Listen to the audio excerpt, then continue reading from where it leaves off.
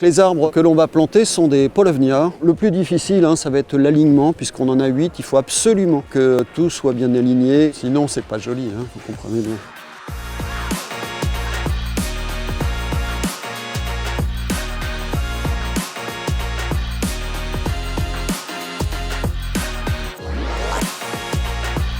Actuellement, à la ville de Paris, nous avons 200 000 arbres qui sont répartis sur les rues, les établissements publics, les cimetières. On a le platane, on a le marronnier, le tilleul, ce sont des essences qui sont majoritaires, le sophora également. Mais petit à petit, on a d'autres essences qui viennent, qui ont une très bonne adaptabilité. Je pense au micocoulier de Provence, au chêne vert, on a le févier d'Amérique aussi. Ça fait quand même une dizaine ou une vingtaine d'années que petit à petit, ces plantes arrivent et donnent de très bons résultats. Le service de l'arbre a comme objectif de planter à échéance 2026 170 000 arbres. Alors 170 000, le chiffre est important. On va planter partout où c'est possible, c'est-à-dire sur le périphérique, dans les écoles, dans les rues. La plantation d'arbres va se répartir sur une période qu'on va appeler le repos végétatif. Au moment où les feuilles tombent, l'arbre se met en repos et à ce moment-là, en pépinière, on peut déterrer les arbres sans que l'arbre souffre. Cette période, elle va du 15 novembre jusqu'à la fin mars. Notre souci,